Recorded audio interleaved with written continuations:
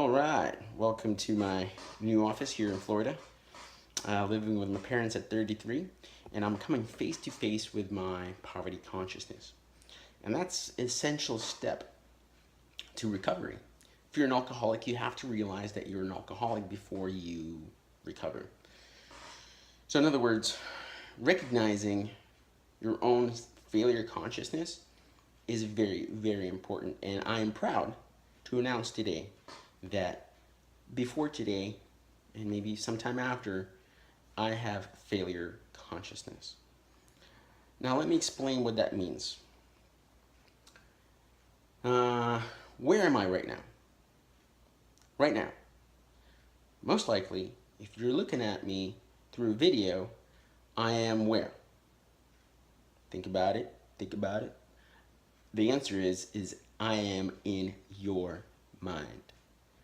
Okay? The light emitting from the screen is hitting your eyes, and then something happens, and boom, your brain interprets it so that your mind can digest it and put it into context.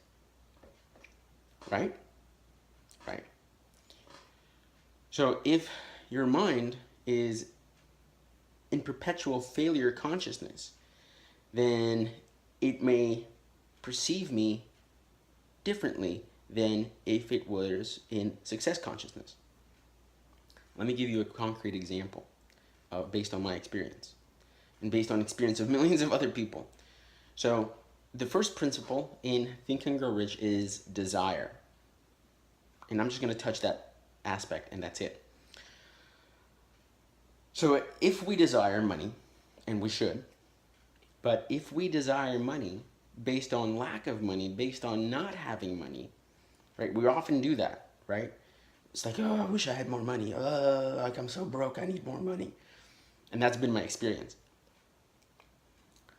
If that's the birth of that desire is through poverty, we have to also understand that that desire lives in your mind, much like your phone right now or your screen that is in your head that you're watching me on, right? Just like me, that's in your head, except that you're gonna move on to the next video and I'm not gonna be there, but your desire for money because of your experience of lack of money, that's going to stay there. And that's why it's called consciousness. That's in the background. It's constantly there. That truth is constantly there. And that desire for money based on that poverty is also there. And it's over an extended period of time, it becomes a habitual thing. And it becomes this kind of metaphysical living being in your mind. And just like with any other being, it needs food. And its food, its source of energy, is your reality of poverty. So there is the culprit, okay? And as long as you are unaware of it, no matter how hard you work, you're always going to experience financial hardship. You're always going to experience a lack of money, because it is this lack of money that has given birth to that desire for money. Do you see? So any deviation from that will endanger that desire. So say, for example, you start getting phone calls and say, hey man, I got this gig for you, I got this job for you, hey, can you, whatever it is that you do, however you obtain your money, once you start getting clients, chances are your actions and your thoughts will lead you to sabotage you somehow, one way or another. And you're doing it unconsciously. You're not even aware that that's happening. And that's happening because of that desire for money, because based on lack of money. Because all of a sudden, if you're starting to generate money and there's money now, what's going to happen to that desire? It's going to go away. It doesn't want to go away. It is rooted in the soil of that poverty consciousness, just like a tree. Just like a tree that you're looking at, and you can think that, oh, the tree is inside the soil. No, no, no, no, no. The tree is inside your mind, just like that desire. And the soil is your, the consciousness is your soil. So if your consciousness is poverty consciousness, your soil will produce a particular tree. No matter if your desire is for money, or desires for whatever, as long as your consciousness is in lack, it's going to produce more lack.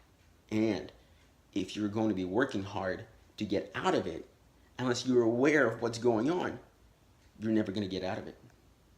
And that's my lesson from my failure that led me to leave a lot of things behind in Los Angeles and in Long Beach and come to Florida. And it is in Florida that I am now studying what it is that had gone wrong.